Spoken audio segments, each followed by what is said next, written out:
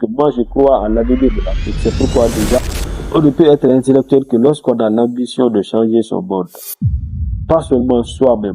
La jeunesse africaine doit prendre son destin en main et de ne pas se laisser manipuler, instrumentaliser par les politiques.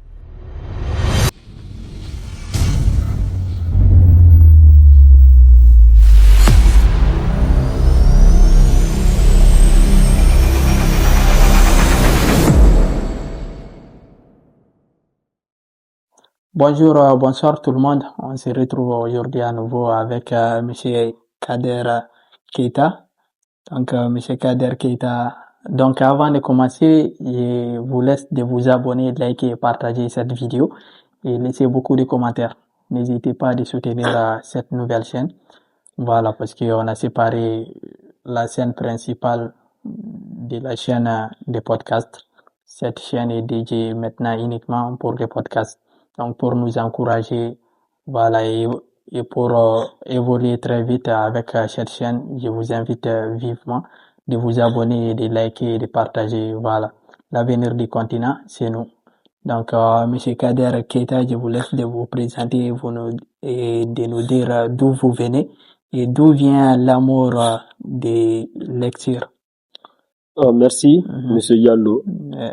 Comme vous le savez déjà, je suis déjà, c'est pas la première fois de passer dans votre émission. Voilà, si j'ai bonne mémoire, c'est la deuxième fois. Oui, exactement. Donc, moi, je me nomme Keita Abdelkader. Je suis de nationalité guinéenne et auteur de l'ouvrage Les humains entre tragédie et lueur d'espoir. Et en plus, je suis le fondateur ou le créateur du club des jeunes auteurs guinéens résidant au Maroc. En abrégé, c'est Yagim. D'accord, Je suis juriste littéraire et voilà, je suis tout, je suis poète et auteur. D'accord, Je suis très ravi d'être invité par vous. Voilà. Et en tout cas, j'invite tout le monde, toutes les personnes qui nous suivent, d'abord de s'abonner sur la page et aussi de liker, si possible de partager et de commenter aussi. D'accord, d'accord. Ok, merci beaucoup, Monsieur Kader Keita, d'avoir accepté la deuxième fois notre invitation et je suis vraiment honoré. Voilà, donc aujourd'hui on va rentrer plus dans les détails sur Zagim avec d'autres sujets. D'accord, restez bien jusqu'à la fin car on a des bonus pour vous. Hein. Donc les gens qui vont rester jusqu'à la fin, j'ai des cadeaux pour vous. Donc n'hésitez pas à liker et partager cette vidéo. Donc Monsieur Kader, pour revenir, et d'où vous venez, voilà, d'où vient votre amour de la lecture et de l'écriture? Moi, mon amour de la lecture provient de mon ambition qui m'a toujours animé depuis l'enfance. Parce que écrire, j'ai su que pour s'immortaliser, pour montrer qu'on a existé, d'accord, et en plus pour laisser des traces après la mort, pour moi la meilleure façon c'était d'écrire. Parce que la lecture, l'écriture est un moyen de s'immortaliser, d'agir, de dénoncer et aussi d'instruire, d'éduquer. Il n'y a pas d'arme plus efficace pour l'homme de combattre les maux auxquels sont confrontées les sociétés qu'en écrivant. Pour moi, l'écriture, c'est l'arme la plus fatale. Elle est plus forte que l'arme que les militaires utilisent. Et en plus, j'ai aimé l'écriture parce que je l'aime tout simplement. Maintenant, la source, l'origine de l'amour que moi j'ai par rapport à l'écriture est due au fait que je lisais beaucoup. Parce qu'à force de lire, tu auras l'amour d'écrire aussi, à ton tour. Parce qu'il y a des grands écrivains tels que Victor Hugo, les Jean-Jacques Rousseau, et aussi les Kamar al-Laj, les écrivains africains comme Amadou Kourouma, quand moi je les lisais, je me suis dit, mais par quels moyens et ils ont pu accéder, ils ont pu parvenir à écrire ce genre de livres.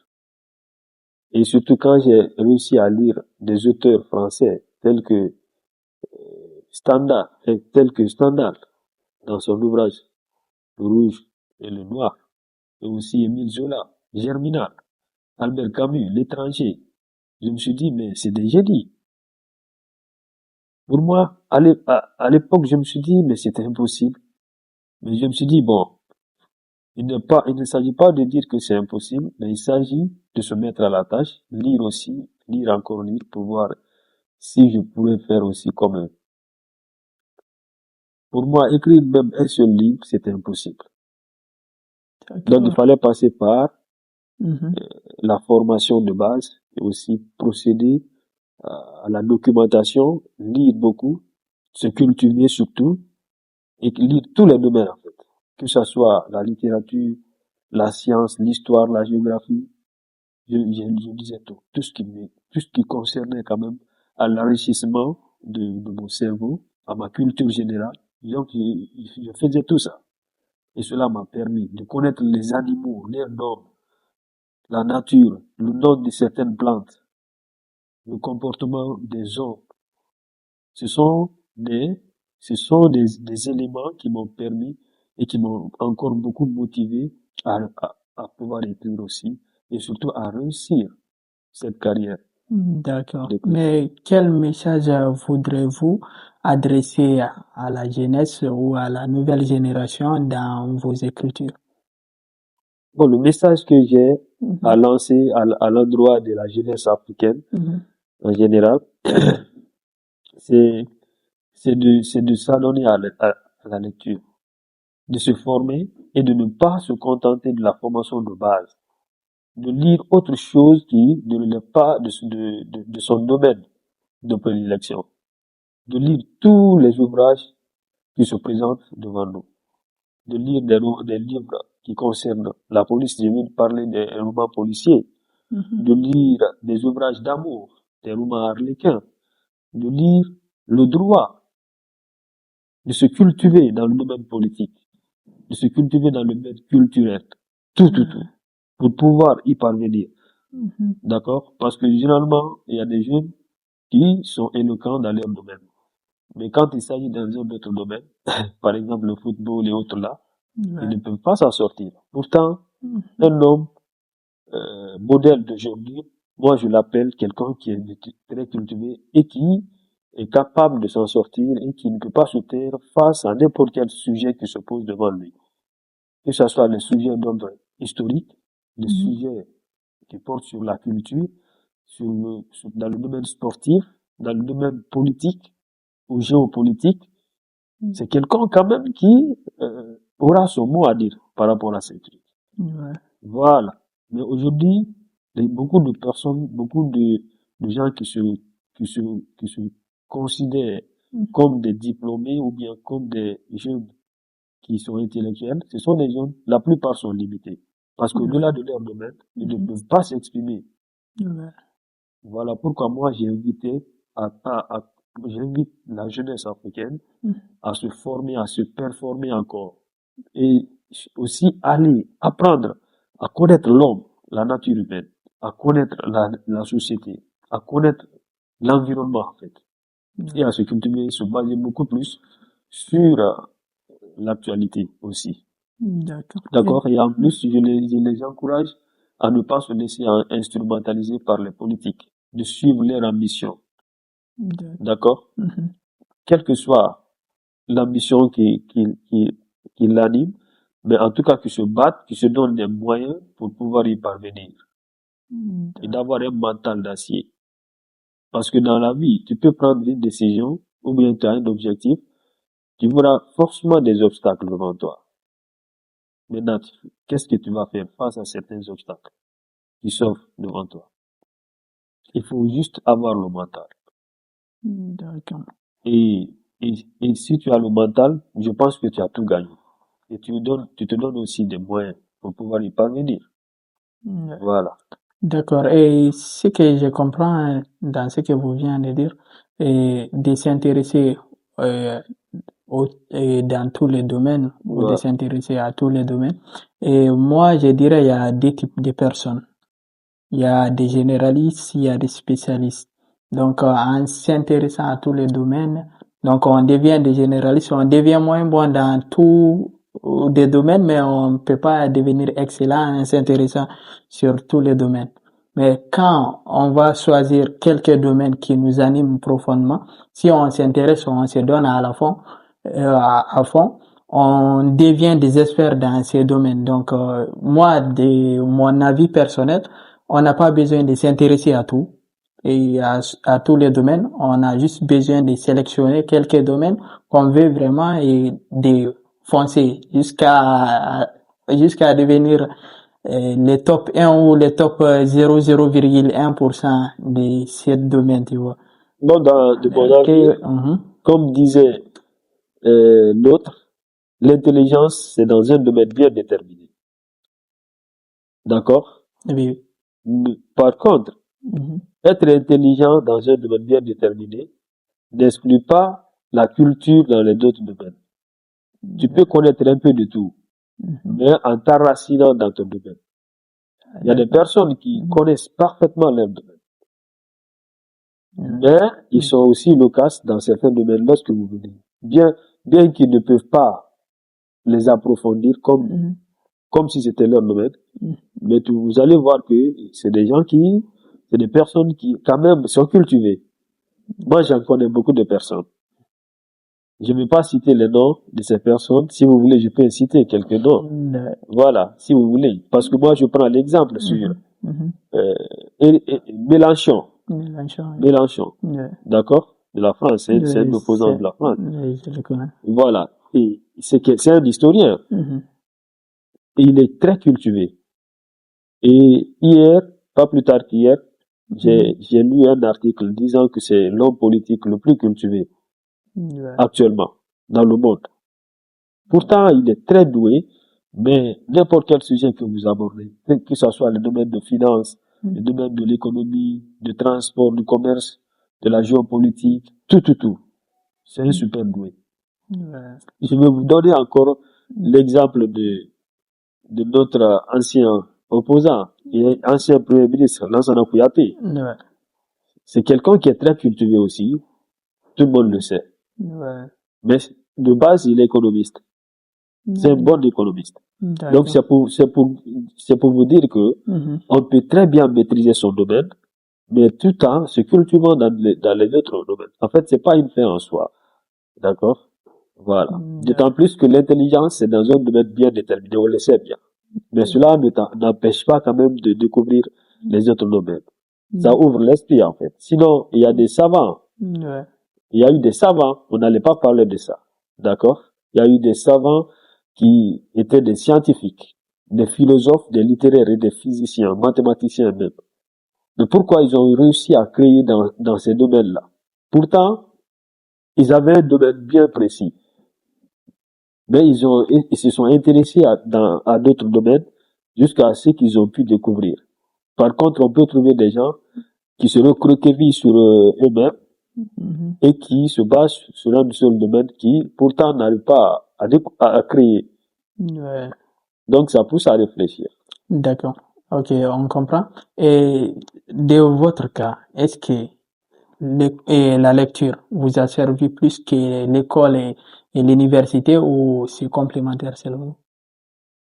J'ai pas compris ce que vous avez dit. La question est que la lecture, est-ce que vous avez trouvé beaucoup de bienfaits, vous avez en tiré beaucoup plus de profits que juste de partir à l'école ou de partir à l'université? Est-ce que vous apprenez plus dans les livres qu'à l'université en gros? Bon, pratiquement, moi, j'apprends beaucoup plus dans les livres qu'à l'université. Parce que on sait que la formation académique ou universitaire que les étudiants reçoivent, on sait que ce sont des formations qualifiées de formation de base. D'accord? Il y a aussi la formation continue lorsque tu décides de continuer à poursuivre après la licence, de faire le master 1, master 2, doctorat et ainsi de suite. D'accord? Mais la meilleure façon de se former, c'est de se former soi-même. Ouais. Et Parce comment on que, le fait? mais c'est en faisant ses propres recherches. Parce que au fur et à mesure que tu fais des recherches, voilà, tu peux découvrir beaucoup de choses et en tout cas, on se forme davantage. Mais la plupart des formations que nous faisons de la part, je ne néglige pas l'effort de nos maîtres, hein, mais euh, ce sont des connaissances euh, qu'on n'a pas cherchées nous-mêmes, que les autres ont cherchées, et puis on les met à notre disposition pour pouvoir les maîtriser, pour pouvoir les bicher. D'accord? Ouais. Et on devient alors esclave des connaissances qu'on nous impose. Et ces connaissances-là, on peut les acquérir et qu'on devient expert.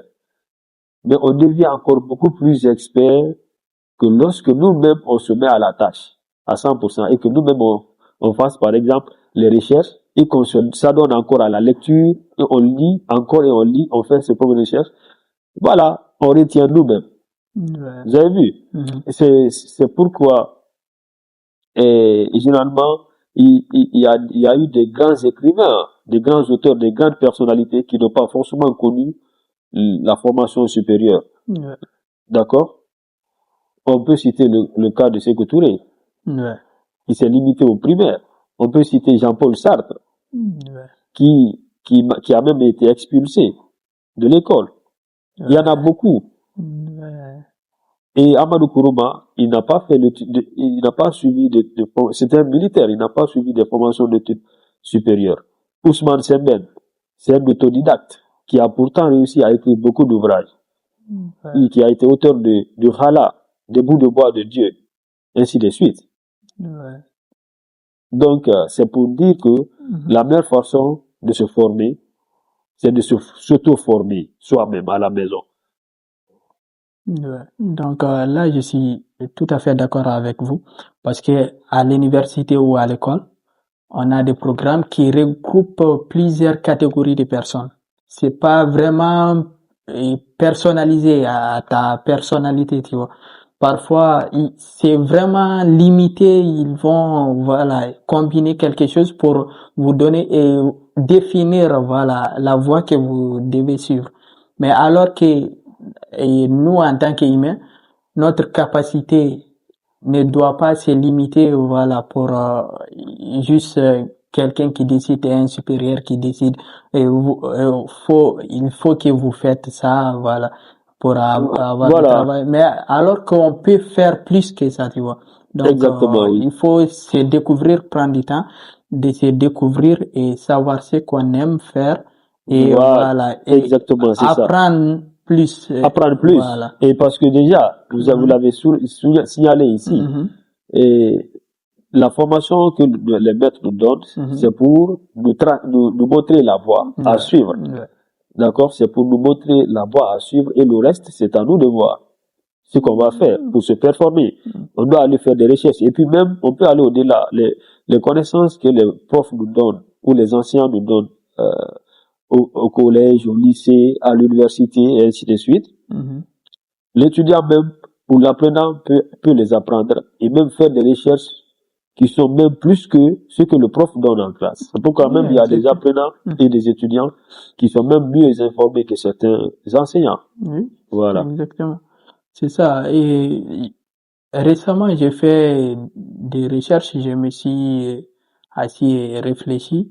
Tu sais, il y a tellement de domaines qu'on peut apprendre, mais qui ne sont pas dans des parcours classiques à l'université ou à l'école, tu vois. Oui. Et ce sont des domaines qui sont plus intéressants et plus aussi, si, parce qu'on part à l'école, à l'université pour apprendre après, pour trouver un travail. Mais il y a Exactement, beaucoup oui. de domaines qu'on peut apprendre et monétiser ces compétences qu'on peut pas étudier à l'école, tu vois. Il y a beaucoup Exactement, de oui. domaines. Après, j'ai fait des recherches, je vois qu'il y a, comme par exemple, un coach de développement personnel. Oui. Il y a pas à la fac, à l'université, il n'y a pas un parcours qui est destiné à devenir un coach de développement personnel. Oui, oui. Tu vois, il y a Exactement. beaucoup de, c'est pas seulement ces domaines, hein. C'est pas seulement le développement personnel, mais il y a beaucoup de domaines qui sont vraiment intéressants et nous, les humains, on a besoin de ces domaines, mais on peut pas les trouver à l'université, tu vois. Oui, Donc, exactement, je suis d'accord avec vous. tu vois. Donc, pour ça, il faut vraiment réfléchir ce qu'on veut vraiment et voilà. Et se former parce que on peut tout avoir dans les livres. On peut tout avoir dans les livres. Et il y a 2, 3 ans en arrière, moi, je lisais tout type de livres, tu vois. S'il y a un livre, je le prends et je le lis. J'avais pas vraiment un canal pour vraiment canaliser ce que je lisais. Je lisais de tout et de n'importe quoi, tu vois. Oui, Et sans vraiment définir ou déterminer qu'est-ce que je veux vraiment ou qu'est-ce que je vais apprendre, tu vois. oui, Donc, je lis dans développement personnel, finance, après romans comme voilà, des romans, des histoires, des philosophies, mais ça m'a aussi forgé, tu vois, et ça m'a fait découvrir ce que je veux vraiment. Et il y a 1 an ou moins d'1 an maintenant, j'ai défini des domaines que je vais apprendre. oui. Voilà, je vais prendre 10, 5 les meilleurs livres dans ces domaines et je les lis et en faisant ça, j'apprends plus que ce que je peux apprendre à l'école ou à l'université dans un an, tu vois. Oui, Donc, exactement. c'est vraiment ça. Et actuellement, le monde est développé. Donc, la Euh, connaissance est partout, tu vois. vous savez, Mhm, c'est Albert Einstein avait dit que la meilleure façon mhm, de former les jeunes, les enfants, c'est de le pousser mhm. à penser par eux-mêmes. Ouais, exactement. Donc, la meilleure façon de donner une formation à l'homme, c'est Mhm, de le laisser lui-même faire des recherches, lui-même lire, quoi. Faire ouais, sa propre formation, donc l'autodidactie. ouais, Mais les connaissances qu'on impose à l'homme, c'est vrai, elles peuvent être assimilées, je suis d'accord. mhm, Mais il faudrait que le jeune arrive à aller au-delà de ces connaissances-là ouais. pour pouvoir atteindre le sommet. Ouais. Et ce que je vois aussi dans les parcours classiques, à l'école ou à l'université, maintenant les étudiants ou les élèves n'apprennent pas pour apprendre, ils apprennent pour juste avoir des notes, être les premiers de sa classe. Et ça, je faisais partie, tu vois, je faisais partie. On apprend, par exemple, au lycée ou au secondaire, tout ce que j'ai appris, j'étais presque toujours le premier de ma classe, mais actuellement, je je connais pas beaucoup de choses dans ce domaine parce que Oui, j'apprenais juste pour être le premier le de ma premier de classe la classe, oui. et après ça, si on termine un trimestre, Oui, donc tout ce que j'ai appris dans les derniers trimestres, je les laisse à côté, je me focalise sur les prochains trimestres, tu ok. vois. Et ça aussi, j'apprends, et- tu vois, jusqu'à j'obtiens beaucoup de moyennes et après, tu vois, ainsi de suite. Mais j'apprenais pas vraiment pour vraiment comprendre et vraiment, Oui, voilà, pour vraiment apprendre, tu vois. C'était juste pour exactement. avoir des notes Des et notes. voilà, passer à l'étape suivante. Mais tu vois, ça me sert C'est pas à grand chose, tu vois. exactement. Ouais. Déjà, la formation Mhm, de base, mhm. c'est très important parce que ça nous permet d'être qualifiés Oui. pour répondre Mhm. aux exigences de Ouais. la société. Exact. Quand on a une formation adéquate, on Mhm. peut avoir l'opportunité Ouais. dans un domaine bien déterminé au Ouais. sein de la société. D'accord? Exact. Mais encore faut-il aller au-delà de ces formations-là. Mhm. Que la formation, qu'elle soit professionnelle, technique Mhm. ou supérieure, d'accord? On doit d'abord, au premier abord, passer par l'école, se former, Mhm. avoir un diplôme, une qualification. Une fois que qu'on a cette qualification, on doit aller au-delà de cette formation. C'est pourquoi Mhm. souvent on voit des personnes qui sont de la même promotion Mhm. et qui ont étudié Mhm. les mêmes connaissances. Mhm. Ils ont eu les mêmes enseignants, Mais la différence s'impose où? C'est, c'est les ouvrages que l'autre là a lu par rapport, alors que l'autre n'en a pas lu. On peut voir même des gens qui deviennent premiers de leur promotion, mais dans la vie réelle, ce sont des personnes qui ne sont pas aussi beaucoup performantes sur le marché d'emploi. Pourquoi? Parce que ce sont des gens qui se formaient uniquement pour la salle, et au-delà de ça, c'est fini. Ils finissent avec cette connaissance, ils ne cherchent pas à connaître d'autres domaines, à se cultiver, ainsi de suite. Il y en a des personnes comme ça. Voilà. Et pourtant, pour valoriser ce qu'on a appris à l'école, il nous faut avoir le pouvoir et la qualité de les exprimer, soit oralement, soit en tout cas professionnellement. D'accord? Mais si on apprend, il y en a des gens comme ça qui sont très intelligents en classe, mais dans la vie réelle, ils sont nuls, si je peux me permettre de dire comme ça. Donc, c'est ça la différence. Donc, c'est pourquoi il faut aussi avoir la confiance en soi. Et qu'est-ce qui peut nous donner la confiance en soi? C'est de chercher à lire, beaucoup lire. D'accord? Et aussi à connaître le monde réel. Avoir un esprit ouvert aussi. Voilà. C'est ce qui peut renforcer un homme, un jeune qui aspire à être parmi les sommités de la société. Voilà, c'est la meilleure solution. Et moi, personnellement, ça a été la clé de mon parcours, en fait. J'ai franchi beaucoup d'étapes et je ne suis jamais rassasié parce que pour moi, un savant, c'est celui qui sait qu'il ne sait rien. Donc, comme pour reprendre les mots de Socrate. Donc, il faut mettre dans la tête que tu ne connais pas. Tu ne connais rien d'abord. Parce qu'au moment où on a le temps, c'est en ce moment-là, on doit profiter de sa jeunesse pour pouvoir apprendre, mais pas à faire seulement des bêtises seulement. D'accord? Voilà. On doit chercher à connaître les hommes, à connaître la société, à connaître les réalités de son époque, à connaître les réalités du monde actuel aussi, à se cultiver sur les réseaux sociaux et à lire, à fouiller dans les ouvrages. Parce que moi, là où je suis, j'ai lu quelque chose de 39 ouvrages. Hein. 39. Oui, Cette année? la semaine dernière, non, pas cette année, depuis que j'ai commencé à étudier. Et la semaine dernière, j'ai achevé un ouvrage d'un prof de philosophie de la Côte d'Ivoire qu'on appelle Simpliste Jodé John. Voilà, je l'ai lu ça. Mais il parle de quoi? C'est un philosophe. C'est un ouvrage qui parle des différentes qualités de nom.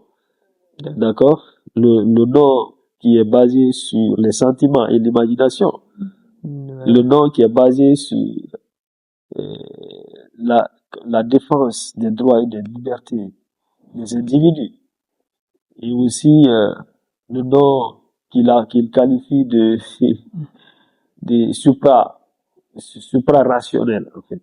Supra-rationnel qui dépasse la raison même. D'accord? Et déjà, s'il dit que le nom qui est fondé sur l'imagination, il y a des gens qui, pour un seul sentiment d'affirmation, ils peuvent te dire non, même sans réfléchir. Dire non à quelqu'un, ce sont des noms que les enfants font souvent, ou des adolescents qui cherchent à mesurer leur force. Donc, ils s'opposent à tout. Juste comme ça, pour dire non, c'est faux, ou tu mens, ou ce n'est pas ça. Et qu'ils soient même incapables de justifier son nom. D'accord? Ça, c'est le nom de l'adolescent qui est basé sur un sentiment de s'affirmer. Tu vois, non? Ça, c'est des noms imaginaires et irréfléchis. Aussi est basé sur les oui-dit. On entend quelque chose comme ça, et puis on s'oppose directement parce qu'on a entendu, même si on n'a pas de preuve. Il y a le nom aussi authentique.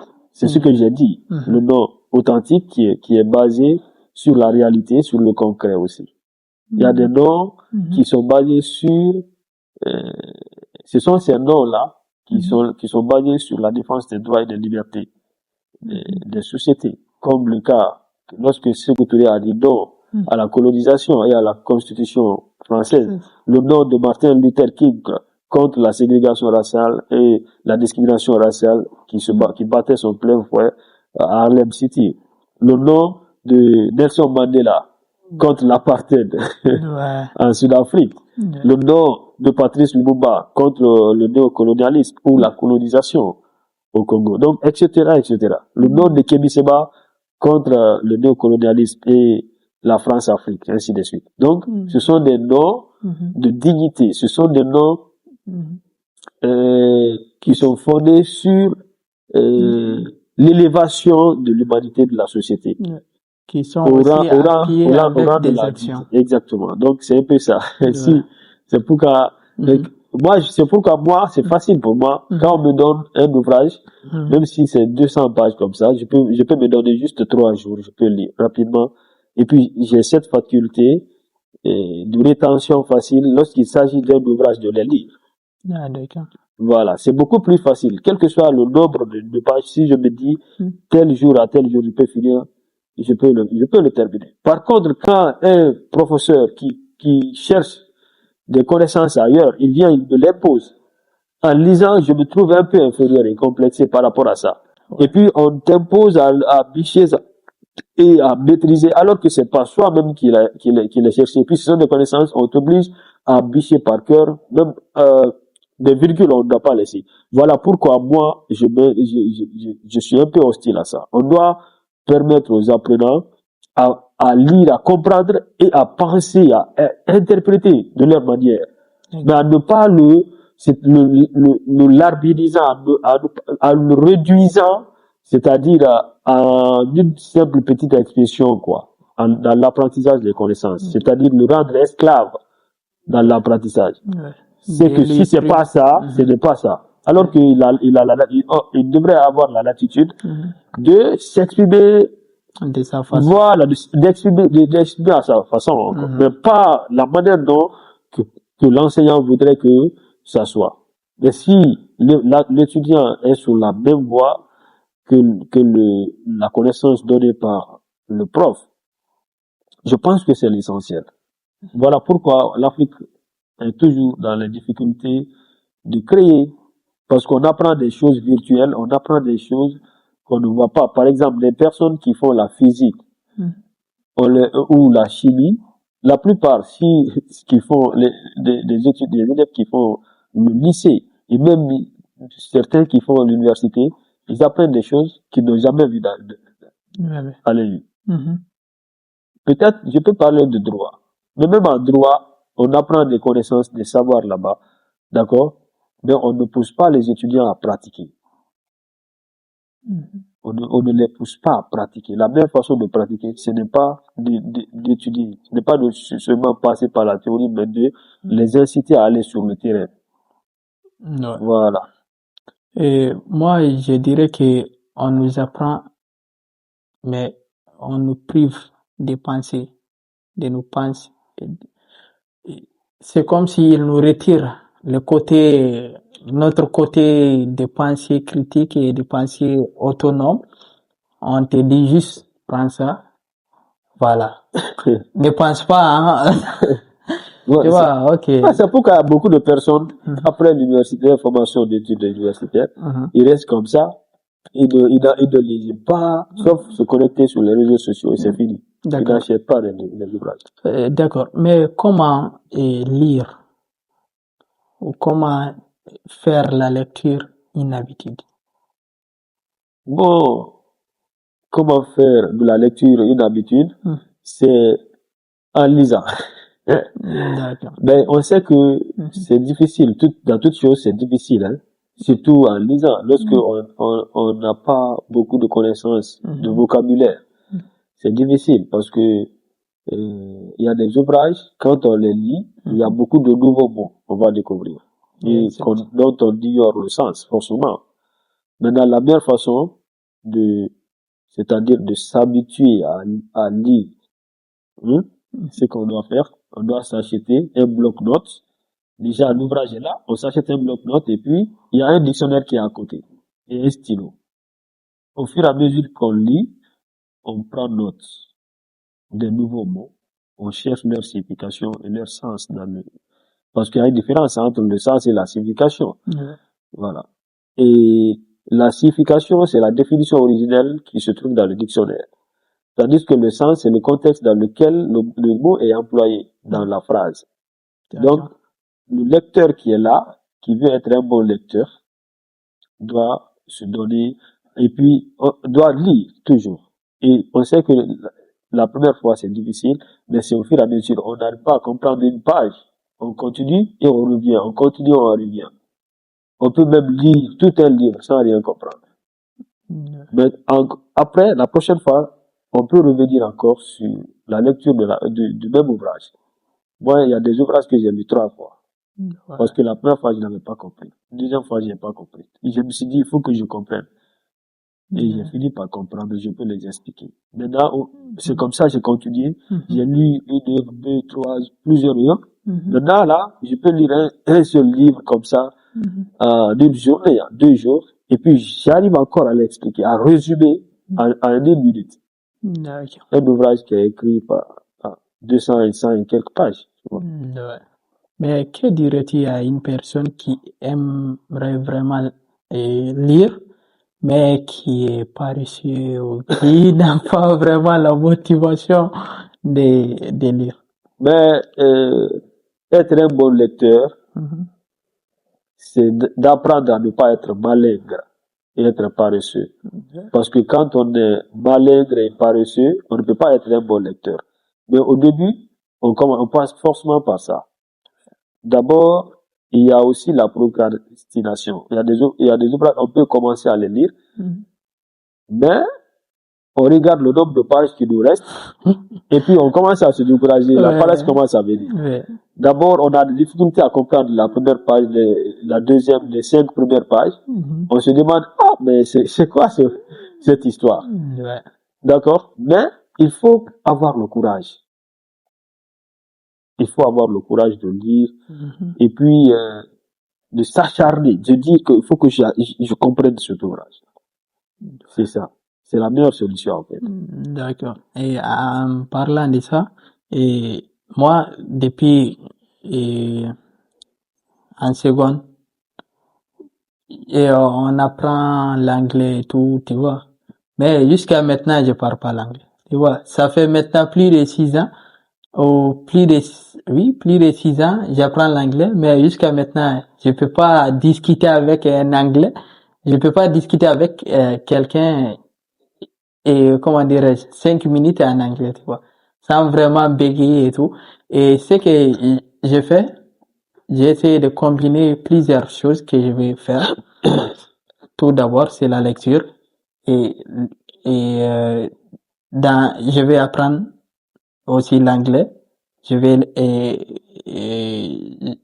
lire, je vais apprendre l'anglais et je vais aussi apprendre dans un domaine spécifique. Et voilà. Et ça, ce que j'ai fait, j'ai acheté un livre dans ce domaine en anglais. Un livre dans ce domaine. Oui, Okay. en anglais. Donc là, chaque jour, j'essaie de lire, mais comme tu viens de dire, et les 30 premières pages que j'ai lues, j'ai rien compris. Il faut que je retourne. Mais quand même, ça me donne la motivation, tu vois. Oui. Voilà. Donc, parce que là, c'est une seule action, Oui. mais beaucoup, ça remplit beaucoup, trois de mes objectifs. tu vois. Oui. Donc, la lecture et anglais et aussi cette domaine, tu vois, parce que je vais vraiment savoir, voilà, je vais vraiment connaître plus dans ce domaine. Et ça, je vais la reprendre. Mais aussi, c'est pour ne pas vous couper la parole, vous pouvez aussi vous habituer à regarder des séries, des films qui sont en anglais. Je fais Et ça, aussi mais des audios. je fais ça, mais tu vois, il y a la traduction, par exemple, et j'ai utilisé un site qui a, si pour un film, il y a version française, il y a version anglais, tu vois. Et moi, j'essaie de regarder en anglais, mais en arrivé à certains moments, je vais, attends, j'ai la flemme, voilà, je comprends pas beaucoup de choses. Et je le mets en version française, et ça devient une procrastination aussi, Voilà. et perdre du temps, parce que passer du temps à regarder, en regardant des films en disant que non, tu apprends l'anglais, alors que tu vois, tu Exactement. apprends quasiment rien. Et parce que c'est des gaspillages de temps aussi. Et je regarde des films, c'est juste pour des moments de détente et tout, mais pas des moments actifs. C'est des temps passifs, c'est pas des temps actifs. Actif, Voilà. ok. Donc, si je veux vraiment apprendre l'anglais, il faut que j'apprends dans les moments actifs, tu vois, D'accord. dans les temps actifs. Donc, c'est pour ça que j'ai choisi, voilà, ces moments. Et là, dans ce domaine, je comprends vraiment maintenant tous les anciens vocabulaires que j'avais appris à l'école, voilà, en anglais. Oui, Quand je les vois, parce que comme tu viens de dire, il y a l'essence du mot, il y a la signification aussi du mot, oui. tu vois. Donc, à l'école, on te donne la signification, mais pas toujours l'essence, tu Oui, vois. Et ça, j'essaie vraiment de comprendre, est-ce que, voilà, ça signifie ça, mais quand on le met sur ce contexte, ça donne ça, tu vois. exactement. Et ça, j'essaie vraiment de, De de faire comme ça, de et t'habituer à ça, voilà. hein, c'est pas facile. Mais ça va aller, c'est au fil du temps. Il faut jamais se décourager, hein. Je deviens maintenant accro. Voilà. Chaque jour, il faut que je lis, tu vois. Et Il la faut lecture continuer. aussi, c'est comme faire du sport et de manger, parce que comme on dit, un être humain, il est divisé par trois parties, si je me trompe pas. Oui. Et le corps, le cerveau, et voilà, je sais pas, oui. De quatre. Le cœur, le corps, le cerveau. Mhm. D'accord.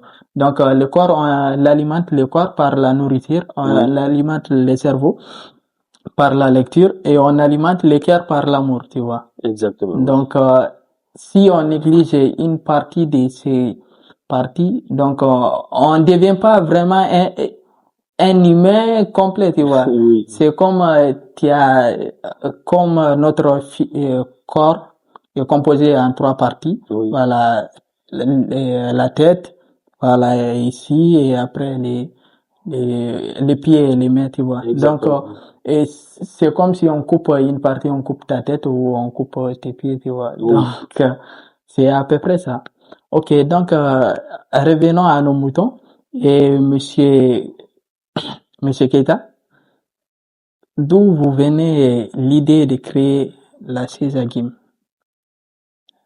Bon, l'idée Mhm, qui m'est venue mhm, dès la, la, la première fois, mhm, c'est, c'est que lorsque moi je suis venu ici, j'ai vu qu'il y a des auteurs, il y avait beaucoup d'auteurs qui étaient là et qui ont quitté ici, mais qui ne se connaissaient même pas, d'ailleurs. D'accord? Et en autre temps, je me suis dit qu'il y a des jeunes qui avaient beaucoup de talent. Ils écrivaient, mais leur écrit contenait beaucoup d'erreurs, beaucoup de fautes. Et en plus, ce sont des auteurs qui n'étaient pas encore connus même de la communauté guinéenne qui se trouve ici. On ne les connaissait pas. Les gens les soutenaient rarement. Pourquoi? Parce qu'on ne peut soutenir quelqu'un qu'on connaît déjà. mhm. On peut soutenir quelqu'un dont on n'a même pas vu, ou bien même si on ne l'a pas vu, mais quand même on voit ses actes sur le terrain. La plupart réussissaient à se faire publier, à écrire leur ouvrage ici, mais sans être soutenus parce que il y a un manque d'union qui était là d'abord, un manque d'union entre les différents auteurs et aussi une connexion entre les auteurs et la communauté. Donc moi je me suis dit, il faut créer un globe dans ce sens pour pouvoir d'abord unifier les efforts des auteurs aussi, de chercher à se faire connaître en tant qu'auteur et faire des vidéos, des publications à chaque fois pour rappeler la communauté qu'on existe aussi. Cela attire l'attention des uns et des autres vers nous. Et ça nous pousse aussi à faire quelques émissions, quelques interventions, quelques écrits, d'accord. Mais aussi à organiser beaucoup d'autres activités qui concernent la vie littéraire et culturelle de la communauté. On peut même participer aux événements culturels et scientifiques de la communauté. Voilà pourquoi j'ai eu cette idée de créer le CJAGIM, qu'on appelle le Club des jeunes auteurs guinéens résidant au Maroc. Voilà. D'accord. Donc, quel conseil que vous avez à adresser aux jeunes auteurs ou des auteurs c'est leur première fois d'écrire un livre? Est-ce que vous avez des conseils à les donner Oui, ou bien des sûr, j'ai messages des à les conseils adresser? à prodiguer euh, aux futurs auteurs. C'est d'abord, comme je l'ai dit, j'ai l'habitude de le dire, les auteurs d'abord doivent chercher à se former d'abord, à se former. Un auteur n'a pas forcément besoin d'un diplôme d'études supérieures, mais par contre, il peut s'adonner à des recherches, il peut faire des découvertes, il peut s'adonner à la lecture, d'accord? Et il peut aussi, comment dirais-je, il peut aussi se donner certains moyens. Par exemple, les techniques d'écriture, comment écrire un ouvrage. Parce qu'on ne se lève pas comme ça un beau matin pour se dire que non, je viens devenir auteur. Il faut apprendre d'abord les techniques, la manière d'écrire d'abord. Parce que il faut pas écrire pour écrire seulement. Il faut écrire pour être lu, pour être connu, pour être apprécié aussi. Si on n'est pas apprécié, c'est pas bon. Ouais. On sait que quand on écrit quelque chose, c'est notre image qui sera en jeu. Ouais. Parce que l'écriture est comme le miroir dans lequel on voit l'image de la personne qui l'a écrite. Donc voilà pourquoi on peut juger l'homme tant du côté intellectuel et même du côté humain, voir qui il est. Quand quelqu'un écrit, on sait à quel niveau, jusqu'où il peut aller son degré de réflexion. C'est Ouais. pourquoi on ne doit pas jouer avec l'écriture. Il y en a des gens qui peuvent écrire, mais que leur écrit est bourré de fautes d'orthographe, et ainsi de suite, de grammaire et autres là. Maintenant, pour pouvoir y parvenir, il faut d'abord lire, apprendre les techniques d'écriture et aussi consulter des anciens, des gens qui sont beaucoup plus expérimentés et savoir faire le bon choix du genre littéraire, soit la poésie, le roman, et ainsi de suite, les récits, les nouvelles, ainsi de suite, quoi. Donc, là où tu te sens à l'aise, il faut choisir ça. Il faut aussi choisir une bonne maison d'édition. Parce qu'il y a des maisons d'édition qui exploitent beaucoup. C'est vrai qu'on peut dire que les 90% des éditeurs exploitent. Mais il y en a quand même qui sont meilleurs que d'autres, quoi. Ouais. Voilà. Donc, c'est un peu ça. Avec César moi, j'insiste personnellement, je ne suis pas un écrivain, mais il faut l'ouvrir César pour toutes les communautés ici au Non, Maroc, tu c'est vois. un prochain objectif Ouais. que moi, déjà, j'avais commencé à penser à ça. Mhm. C'est d'ici la fin de l'année 2026. Mhm. Inch'Allah, nous allons essayer de voir ce cas. Parce il y a beaucoup d'autres communautés qui sont intéressées, hein, parce qu'aujourd'hui, le Sejagib inspire Mhm. beaucoup de personnes. Ça inspire beaucoup de communautés, en fait. Beaucoup Mhm. d'intellectuels. Donc voilà pourquoi on serait dans l'obligation d'agrandir la mission ou le champ d'application de Sejagib Ouais. pour pouvoir euh, permettre ou donner la chance à des D'autres. communautés diverses Ouais. à être dans le club d'ailleurs. C'est Ouais. mon objectif. Ouais. Quand même, ça sera cool, hein. Ça serait Parce que très cool. il y a, ici au Maroc, dans la communauté subsaharienne, on vient de différents pays, mais dans chaque pays ou dans chaque communauté qui sont ici, il y a tout type de personnes, tu vois. Il y a des gens qui aiment les shows, il y a des gens aussi qui sont sérieux, qui lisent, qui développent leur personnalité et qui écrivent, tu vois. Il y a Oui. beaucoup des auteurs et il y a beaucoup de gens aussi qui ont des chagrins dans Dans leur cœur. voilà, dans leur cœur, ils veulent vraiment s'exprimer à travers l'écriture, tu vois. Exactement. Donc, avec vous, oui, c'est une opportunité pour C'est eux, une voilà. opportunité, exactement. En tout cas, nous, on est là, on est ouvert à tout le monde, à Mm. toute personne ou à tout amoureux de lecture ou de livre. On est là pour tout le monde, pour toute la communauté. On est là pour les humains. D'accord. Voilà. Ok. Donc, et aussi en parlant de lecture et d'écriture, Toi, tu as écrit un livre qui est intitulé, c'est, rappelle-moi. Vous voyez, Ok, les humains entre tragédie et leur espoir. ok. Oui, Les humains entre tragédie tragédie et et leur l'espoir. espoir. D'accord. Moi, personnellement, je lis les livres. C'est vraiment top. Et je les recommande fortement. Et est-ce que vous pouvez nous expliquer ou nous dire les grandes lignes qui se trouvent, de quoi parlez-vous L'ouvrage. dans votre Voilà, merci ouvrage? beaucoup pour la question, Monsieur Mhm. Diallo.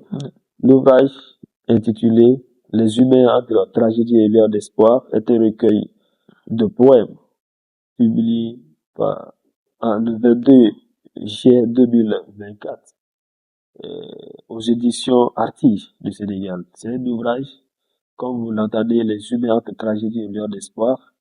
C'est un ouvrage poétique qui essaye de faire la peinture des réalités sociopolitiques et culturelles, s'il faut, du continent africain en général. Donc c'est une œuvre, je peux dire, transversale qui essaye de dénoncer non seulement les atrocités de la guerre, et aussi des fléaux qui gangrènent nos sociétés tels que le réchauffement climatique et la sécheresse. Mais aussi c'est un ouvrage qui essaye de dénoncer, de critiquer, de fustiger la mauvaise gouvernance qui frappe de plein fouet nos différents pays. Parce qu'on sait que nos chefs sont là, ce sont des élus.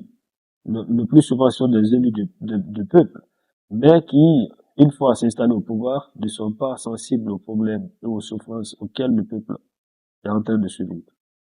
Donc voilà pourquoi je me suis dit, je ne peux pas rester inepte face à cette triste réalité qui gangrène le continent et qui égorge l'avenir des milliers de jeunes africains. Donc il faut passer par ça parce qu'une nation ne peut être construite et développée en dehors de la jeunesse. Oui, Voilà pourquoi j'ai essayé de réagir contre la mauvaise gouvernance, contre les guerres, qui sont aussi des fléaux qui frappent nos sociétés. C'est un ouvrage qui dénonce beaucoup de choses, beaucoup de réalités. Voilà pourquoi j'ai résumé les humains entre tragédie et lueur d'espoir. Donc l'être humain, la vie humaine est partagée entre les drames, les tragédies, mais aussi l'espoir. Parce que malgré que nous sommes dans la difficulté, où on a été victime de beaucoup de maux, cela ne doit pas nous pousser dans le négativisme, c'est-à-dire dans le pessimisme, à penser que rien ne peut changer à l'avenir. Parce que moi, je crois à l'avenir de l'Afrique. C'est pourquoi déjà, j'ai consacré certains de mes poèmes à l'espoir que l'Afrique a. Donc cette lueur d'espoir-là doit se concrétiser. Cette lueur d'espoir-là, l'Afrique a. Donc la croyance en un changement. Et c'est ça. Mais cela ne peut être possible qu'avec le changement de conscience, qu'avec l'union, la paix, la tranquillité et aussi l'emploi, la bonne gouvernance surtout, et aussi la justice. d'accord. Voilà. Ok, donc, est-ce que vous avez un message à adresser à la jeunesse africaine? Oui, j'ai un message à adresser à la jeunesse africaine, mais je pense qu'on doit aussi parler de l'intellectuel. Ouais, ok. Voilà. Donc, avant de parler de, Mhm. de la jeunesse africaine, d'abord, je m'en vais adresser des mots à l'endroit, comment dirais-je, de l'intellectuel. On sait que il y a beaucoup de personnes, beaucoup d'instruits qui pensent qu'ils sont des intellectuels, mais ils ne sont pas en réalité des intellectuels. On ne peut être intellectuel que lorsqu'on a l'ambition de changer son monde. Pas seulement soi-même, mais changer son environnement, sa société. Un intellectuel est celui qui cherche et se bat bec à ongle à apporter sa pierre angulaire pour l'édification de sa société ou pour le monde. Tel qu'avait dit comment dirais-je, Victor Hugo, le rôle de l'intellectuel est de faire quoi? Ouais, Le rôle de l'intellectuel est comment dirais-je, est de motiver. Le rôle de l'intellectuel est de dénoncer les mots. Et déjà, Jean-Paul Sartre avait dit que l'intellectuel est un contestataire permanent. contestataire permanent, ça veut dire quoi? Il doit toujours s'ériger contre les problèmes qui handicapent le développement socio-économique, politique de son temps. Il ne doit pas rester bras croisés, il ne doit pas rester inapte face à reste parce que à vouloir rester inepte sans agir revient de son implication de complicité face aux problèmes qui s'imposent euh, et qui entraînent le peuple dans l'engrenage.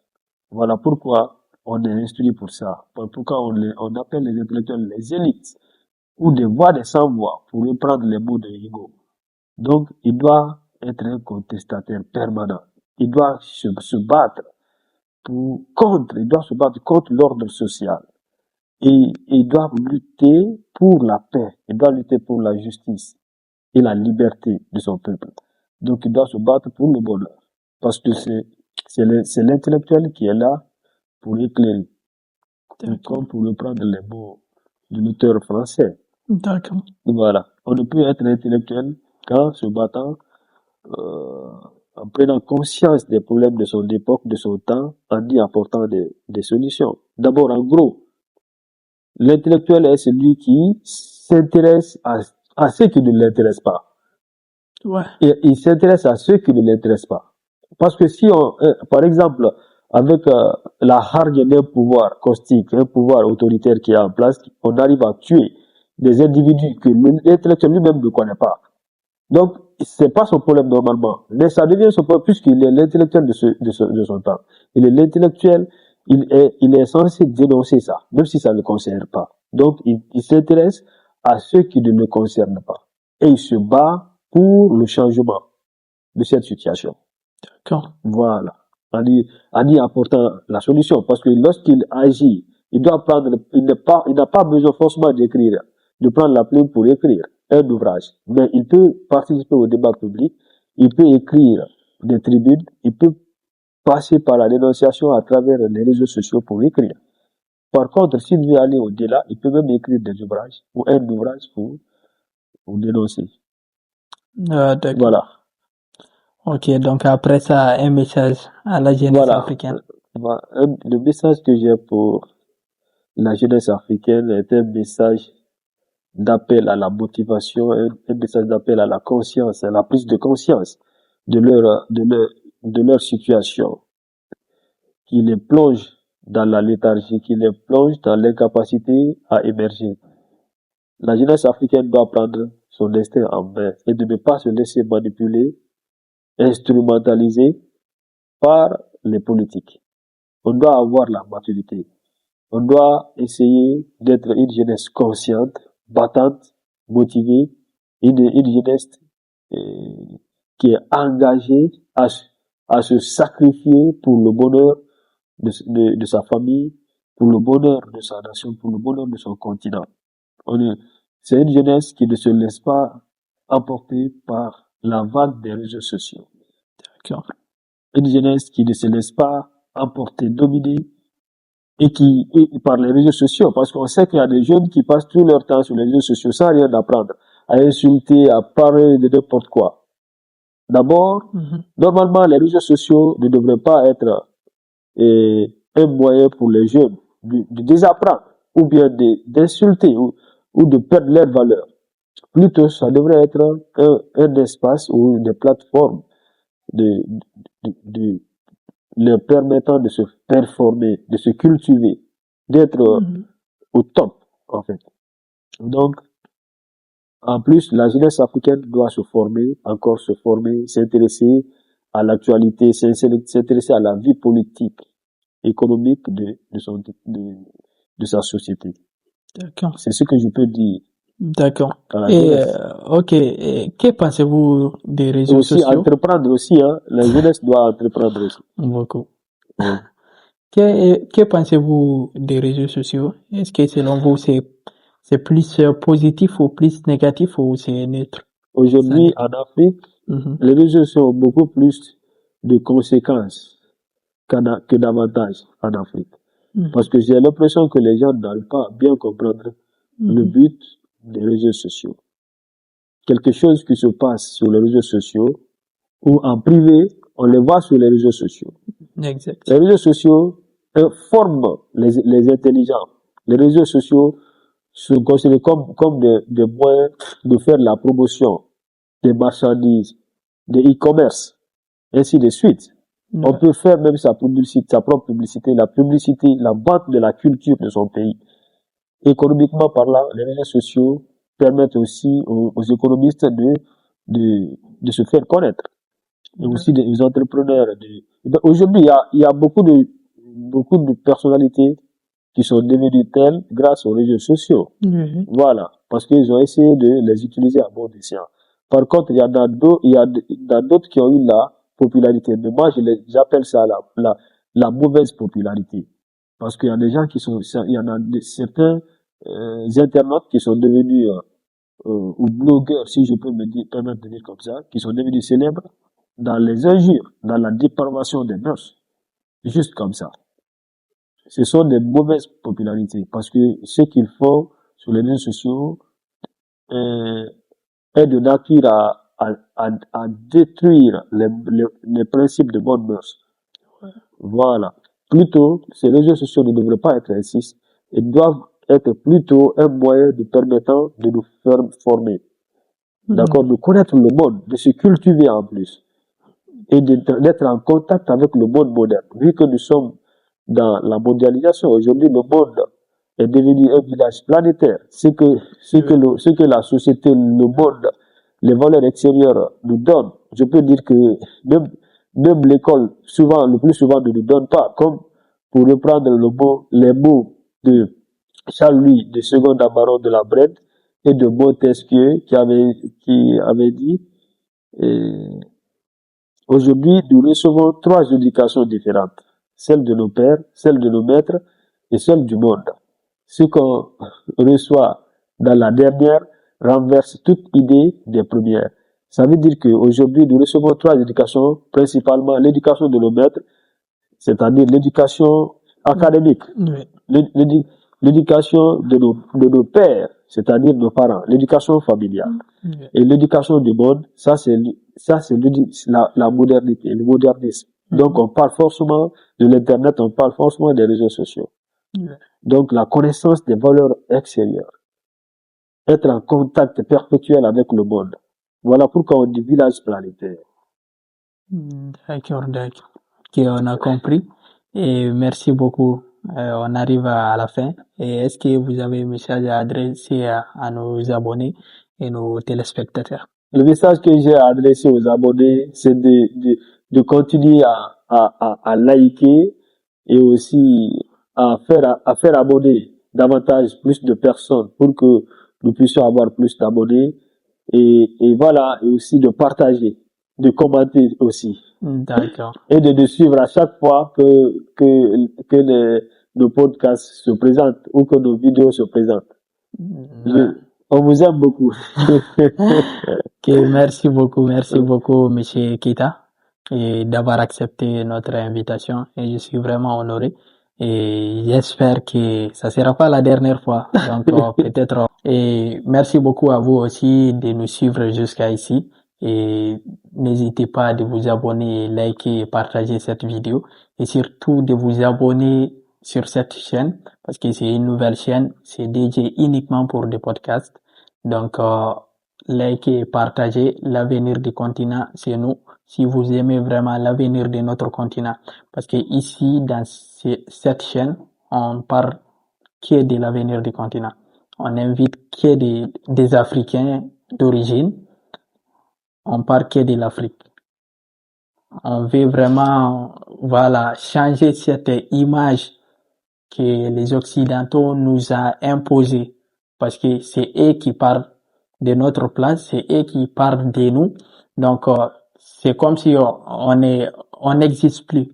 Donc, notre mission dans cette chaîne, c'est de changer cette vision, c'est de changer cette image qu'il nous donne, qu'il nous impose. Donc, dans cette chaîne, on va inviter tout type de gens influençants et influents, voilà, qui ont impacté, qui sont des leaders dans leur domaine, que ce soit des entrepreneurs, des sportifs, des artistes. Donc, n'hésitez pas de nous encourager et voilà, continuer sur cette voie. Donc, j'espère que c'est que le début, hein, c'est que le début. Donc, on a une grande ambition et on a aussi une grande vision pour cette chaîne. Donc, n'hésitez pas de nous encourager et de partager cette vidéo au maximum. L'avenir du continent, c'est nous. Donc, on répète ensemble, l'avenir du continent, c'est nous.